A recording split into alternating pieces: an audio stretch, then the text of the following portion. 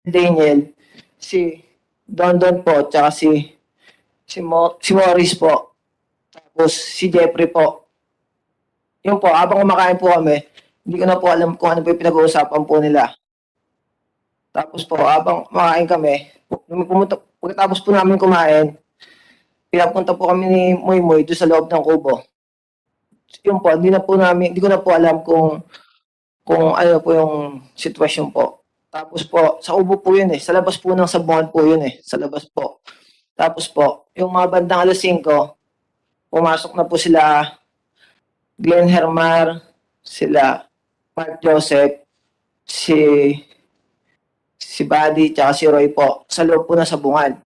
Kami pong tatlo, naiwan po sa kubo po, ni Jericho, tsaka ni Lowell Oropesa po, sa labas po ng kubo. Yung 5 po namin kasama, pumasok po sa pinakaloob ng sabungan po. Kami po, sa labas lang po. Kasi nga po, utusan kami po pag kailangan po nila ng pagkain. Tapos po, nung mga bandang 7 PM po ng gabi, lumabas po si Kiel Daniel, pumasok po sa kubo namin lumabas po ng sabungan po, pumasok po ng kubo po namin. Sabi po niya, tinawag niya si Jericho na samahan daw bumili po ng pagkain. Tapos po, maya-maya, si Jericho naman daw po, bumalik po ng kubo. Kinuwento niya na may penalty daw po yung manok. Kinuwento niya po sa amin dalawa ni Lowell kasi po yung kami po yung naiwan na sa kubong dalawa. Bumalik po na may penalty daw po o bad weight po ata yung manok. Sabi niya, nagbayad daw si Kiel Daniel ng 3,000 multa po ata. Tapos yun po, di ko na po alam. Tapos maya-mayang bandang 9 AM, kumatok po sa akin si Jeffrey Santiago po na may trouble daw po sa loob ng sabungan. Sila Jeffrey Santiago po kasi katabi po namin kubo po yun eh. Na naglaban din po ng May 10 po ata. Yun lang po, sir. Jeffrey Santiago, ano yung sinabi mo Yes po, sa kanya? Sir, yung sinabi ko po yun kasi po, kwento ko lang din po, sir. Bago po mang malaman ni Moy na naka-hold po sila sa loob, kami magkasama, sir eh. May nag-text po sa kanya yung Bornok na kailangan ka dito, naka-hold tayo. Yun po yung ginawa naman po ni Kiel Daniel Ball. Lumapit po siya kay Morris. Kevin Jordan po. Como si Morris nga po talaga may alam doon, tinatanong niya po kaya ano po kaya ang dahilan kung ba't sila na-hold. Ngayon po, ito po narinig ko, sabi ni Morris, pag tinanong kayo kung ba't kayo nandito, sabihin nyo lang kung mga lockdown, walang tupada. Gusto niya lang din patmani kung malaki pagkanan sinuwerte, baka makapag-uwi ng konti. Pagka di okay na po, nasabi na po ni Morris yon, pumasok na po tong Kiel Daniel. Ngayon po, si Kevin Jordan medyo po nakakutob na baka madamay tayo, alis muna tayo dito. Kasi sir, di naman po talaga kami magkasama po eh. Iba po yung lakad namin. May 10 po ng umaga, umalis kami sa amin. Sumama ako kay Morris magsabong. Pero sandali ikaw ay taga saan ka? Pulumbuhangin din po, sir. Ha? Pulumbuhangin po, Santa Maria. Santa Maria, Bulacan. Opo. Lahat itong nawawala, si Mark Joseph Ignacio alias Bornok, si Glenn Arsen Germar, Ronaldo Agandiano, Narciso Nerio Anticristo, at Kiel Daniel Bohol. Opo. Lahat sila ay taga Barangay Pulong Buhangin, Santa Maria, Bulacan. Ang kakilala ko lang po dun, sir, si Bornok Mark Joseph, Kiel Daniel, Glenn Arsen po, kilala ko rin po. Yun lang po kakilala ko dun. Yun ang kilala mo. Opo.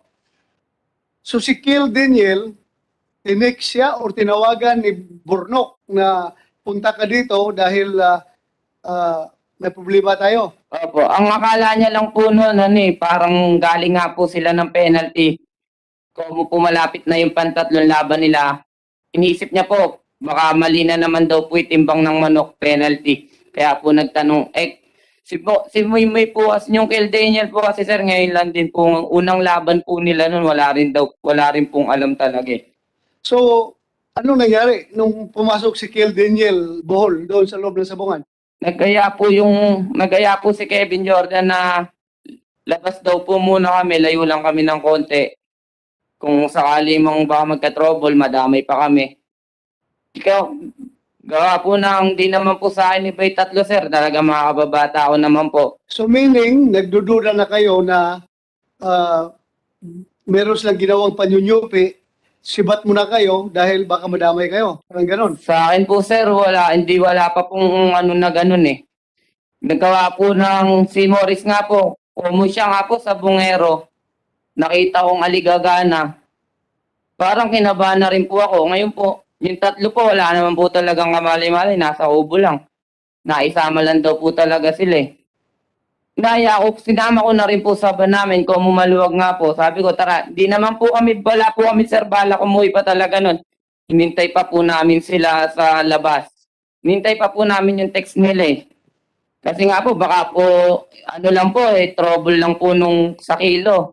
Sabihin po nilang iniwanan po namin, ganun po. So, hinintay ninyo sila sa labas. Opo, inabot pa po kami ng magdamag, sir. Magdamag. Bago po kami umuwi ng Bulacan. Ano? Bago po umuwi ng Bulacan. Umuwi kayo ng Bulacan na hindi talaga nakalabas ito sila. Opo, wala pong text eh. Wala nang text. Wala pong text kahit. Kaya po umuwi na po kami ng Bulacan.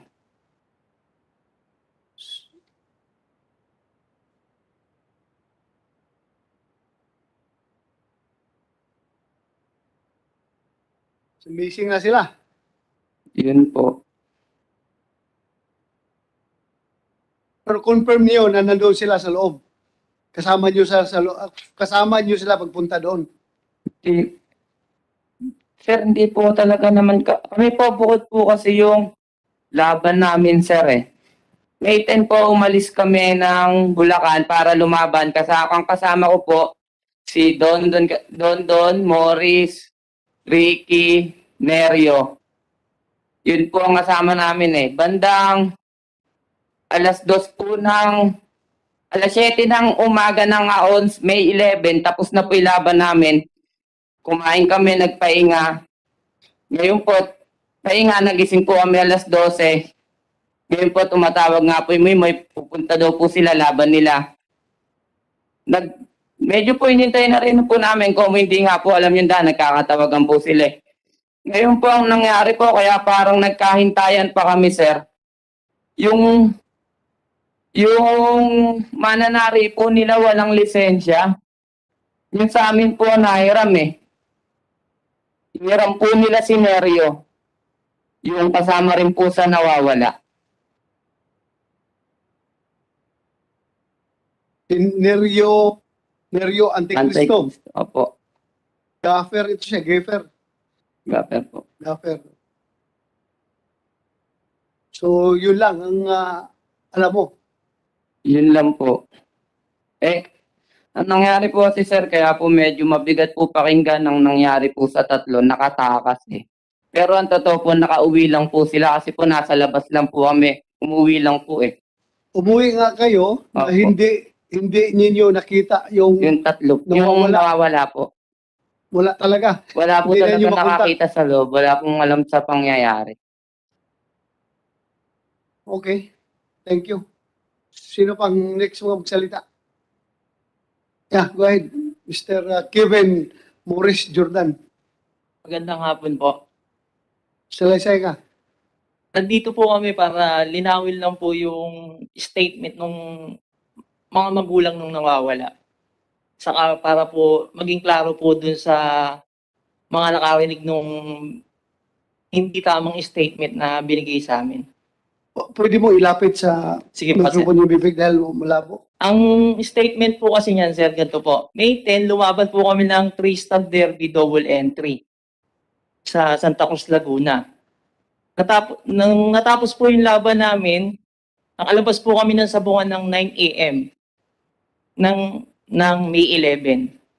Nakalabas po kami. Tapos, bilang pagod po lahat po yan, nagpasya po kami magpahinga sa kubong inuupahan namin sa labas ng sabungan.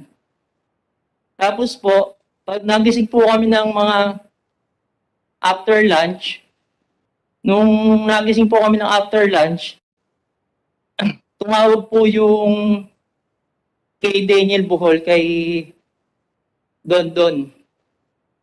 Tumawag po siya na paano po punta ng sabungan. Nakalimutan ko na yung daan. Sabi niya kay Don. Di nung dumating po sila doon, inabutan nila kami kumakain po. Nung inabutan nila kami kumakain, kinausap po niya yung dalawa, si Ipe, si Jeffrey Santiago po, sa si Don, na pwede bang kausapin namin si Morris? Ako nga po. Kinausap po nila ako. Ang sinabi nila sa akin, baka hindi kami makapasok kasi yung mananari po nila, yung gapper po, walang lisensya, saka yung tari po ay 6 na piraso lang po ata, or 7 piraso po yung tari. Eh di sabi ko, kasi pagkakain namin, uuwi na kami. Mga ano po yun, magti-3 na po ng hapon. Uuwi na po sana kami. Eh, gumagayak na po yung mga driver namin nung 3 ng hapon. Tapos, kinausap po pala nila yung mananari namin na si Nerio na baka gusto mo sumama kasi magkakilala po yung Nerio sa Bornok. Kasi po, parehas na mananari po ng Santa Maria. Tapos, bilang gumagayak na po kami pauwi, nung pauwi na po kami, ano po, sabi ko, tara na, uwi na tayo. Nung pumasok po pala ng sabungan, nandun na po pala kasama nila yung mananari namin na si Nerio. Tapos tinawagan ko po si Nerio, nagsisimula na po yung laban. Sabi niya, tapusin ko lang tong tinatarian ko kasi papayaran ko kay Bornok yung lisensya ko. Di nung natapos po yung unang laban nila, talo po. Nung matalo po yung unang laban, wala po palang kasama yung Bornok na maghahawak ng tari. Tari na rin daw po yung isang manok nila. Tatarian na po. Ang ginawa ni Nerio, siya po ang mawak ng manok. Ang nagtari naman po yung Bornok. After po nung tarian ni Bornok yung manok, tinawagan ko po si Nerio. Ay ko, labas ka na, iwanan mo na lang yung tari mo sa kanila. Para makauwi na tayo, pagod na rin tayo. Halos 2 days na rin tayo nandito sa sabungan. Tapos, sabi ni Nerio, sige, palabas na ako. Dinagantay po kami ng mga 30 minutes. Si kay Daniel Bohol po pala, nasa labas. Kumain po. Tapos lumapit po sa akin si kay Daniel Bohol. Ang sabi ni kay Daniel Bohol sa akin ay, pinsan ko po yan eh. Sabi niya sa akin, pinsan, baka pwede mo naman kaming tulungan. Kasi tumawag sa akin si Bornok na na-hold sila sa loob. Sabi ko, paano na-hold? Ano naging problema? Baka ako bad weight lang. Dahil yung first fight nyo, sabi nyo bad weight. Ipunta mo na ako sa loob at ikaw kumausap. Hindi ako pwedeng mamakailam kasi entry nyo yan. Sakaya akong magka-trouble sa loob. Kasi po, yan din po yung hanap buhay ko. Lumalaban po ako sa Pitmaster kasi nga po, may premyo po silang 5,000. Tapos may day champion na 300,000. Yun po yung inaasahan namin na premyo sa loob. ayoko pong magkaroon ng trouble sa loob kasi nga po, madalas po ako dun sa Santa Cruz, Laguna lumalaban. And then po, ito po, sabi ng pinsan ko, sige, papasok ako sa loob. Nung pumasok po si kay Daniel Ball sa loob, ang sabi niya sa akin, sige, papasok na ako sa loob. Si Nerio po, tinawagan ko, sabi ko, nasaan ka na? Pauwi na kami. Gusto na namin umuwi. Sabi niya, eto, palabas na ako. After 30 minutes, hindi na po makontak si Nerio. Tapos, nakatanggap po yung isang kasama namin ng tawag. Sabi niya, nagsalita tong kasama namin isa. Ano ba naman yan? Yung nasa mahang ko ata, parang choppy yung manok. Nagsalita po yung Nerio na gano'n sa isang kasama namin. Di kinabahan po ako. Dahil may trouble na sinabi sa akin, tapos may binanggit na choppy yung manok. Sabi ko, tara na, mauna na tayo, baka madami tayo. Inaya ko na po silang lahat. Ito naman pong si Jeffrey Santiago, inaya po yung kabilang grupo. Kaya ang naging tingin po ng tao, nakatakas kami. Totally, hindi po namin sila kasabay sa grupo na yon. Magkaiba po kaming grupo. Ang lumalabas po kasi, kami yung magkakasama. Pero yung tatlo po, kasama talaga, pero wala po talaga silang alam. Kahit nga po nung iniwanan nila yung kahit pambili pagkain, wala. So kayong lahat, 1, 2, 3, 4, 5, 6, nasa labas lang kayo. Walang isa sa inyo nasa loob. Wala po. Wala po. So nasa labas kayo lahat. Opo. Nalaman lang nyo ito dahil kay Kill Daniel Buhol na tinatawagan ni Bornok na pasok ka dito dahil may problema, na-hold kami dito. So si Kill Daniel kasama ninyo sa labas dati. Yes po. Kasama niyo sa labas. Nung oras po na yung kasama namin siya sa labas. So, tinawagan siya ni Bornok na pasok ka dito, tulungan mo kami dito sa problema. Pumasok si Kill Daniel sa loob. Yes po. O nung nasa loob na si Kill Daniel, ano na nangyari? Nung nasa loob na po alias Moy Moy, nung nakaalis na po kami, malapit na po kami sa may palabas po ng Sabungan. Tumawag po siya kay Jeffrey Santiago. Ang sinasabi niya, Sino tumawag? si alias Moy Moy po. Ano yun siya? Kay Daniel Bohol po. Kill Daniel, Tumawag po siya kay Jeffrey Santiago.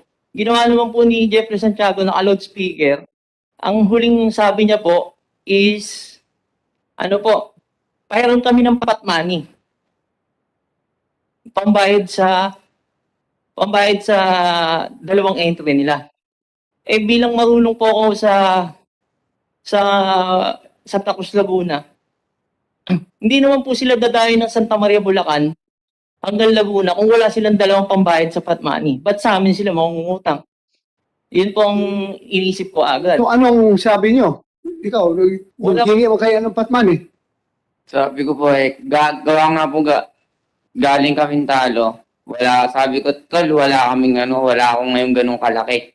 Hiniram niya po 11K Pambayad daw po ng pot money. Tapos po yun, namatay na. Tinanong ko naman po yung tatlo, sabi po, bayad na daw po. Bago pa lang daw po pumasok, nakapagbayad na. Okay. So, pagkatapos noon, Yun na po huling tawag niya, sir. hindi ka nag-attempt na tawagan siya uli. Tinatawagan po, patay na yung cellphone. Patay na ang cellphone. So, hindi ka nagdududa kung may nangyari sa kanila. Hindi ka nag-aalala. Hindi pa po, gawa nga po ng baka hindi rin po kasi ako ganun kaano sa sabong online lang po ako, tumama lang din po ako sa kanya kasi nakilala ko nung mananabo. Sige, ikaw. Iniisip ko po kasi, sa traditional sabong po, hindi po sa e-sabong. At traditional sabong po, ang tinatawag po, pag na-hold ka po, is i-hold ka ng management, ito turn over ka po sa police. Kasi sa traditional sabong po, yung hindi po e-sabong, ganun po ang ginagawa. Ihuhulihin ka ng management para i-turn over ka sa police. Yun lang po ang Kung iniisip. gusto ng management na kasuhan, ito over talaga sa pulis. Yun lang po ang inaasahan ko sa kanila. Kaya nag-antay po kaming matapos hanggang alas 9. Kasi bilang kasama ko po talaga si Nerio, mananari ko po, matagal ko nang kasama, ayoko rin naman pong iwanan at nahihiya ako sa pamilya. Di nag-antay po kami hanggang alas 9. Tinawagan ko pa po ng bandang 1:00 ng madaling araw. Nag-ring yun. Tapos, patay na po. Dahil nandun rin po kami sa part ng Laguna. Sabi ko doon sa mga kasama ko po, antay tayo ng alas 9 ng umaga. Para kung kasi alas 9 ng umaga, lalabas ng sabungan yan. May tendency tumawag na sa atin yan. O nandito kami, nakahold kami sa police kasi nagka-trouble kami. Yun po inaasahan namin tawag sa kanila. Tapos pumunta na po kami doon sa, nung umuwi po kami ng Bulacan, pumunta na po kami sa magulang mismo ni Kay Daniel Bohol para sabihin yung nangyari. Pero alam na po nila yung nangyari. Kasi nakapag-chat na daw po yung si Kay Daniel Bohol dun sa kapatid. Okay. Thank you. Sino pang may gustong sasabihin? Okay na kayo? Ikaw, wala ka sasabihin? Yun nga po nasabi po kagaya po nasabi ng pinsan ko si Gerald Ignacio po na pinuntahan nga po ako ni Mimoy sa kubo para po magpasama sa akin bumili ng pagkain. Paglabas po namin, bumili po kami sa isang karinderya ng makakain po nila sa loob. Tapos maya-maya po, tumawag po yung pinsan ko si Mark Joseph po. Sinabi po niya kay Cale Ball po na parang may penalty daw po sa manok, parang bumigat daw po yung timbang. Nanghingi daw po ng pambayad ng 3,000 daw po para pambayad daw po sa penalty. Kaya ginawa po ni Kil Daniel po, pumunta po dun sa gate, inabot po yung pambayad sa penalty po. Tapos bumalik po ulit sa may karinderya. Tapos po pagka may sandali po, tsaka nagpasama po ulit sa akin dun sa gate, tinatid na po namin yung pagkain. Tapos, Yun lang po. Tapos bumalik na po ako sa kubo. tapos hanggang sa umuwi kayo umaga, hindi talaga nyo nakita.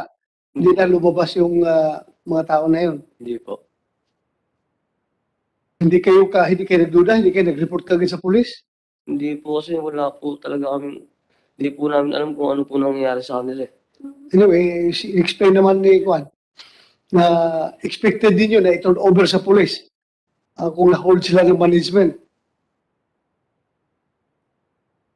Ikaw, meron ka pa sabihin? Doon, wala na. So, okay na kayo lahat? So, maraming salamat. Ha? Thank you sa inyong cooperation. Maraming salamat. Tingin niyo, makikita pa niyo yung mga pinsan ninyo? Sana po, sir. Ha? Miss na po namin po yun.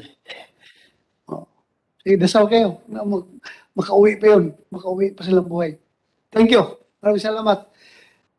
Kumsek, yung request ni Senator Tolentino ng mga resource person, paupuin natin.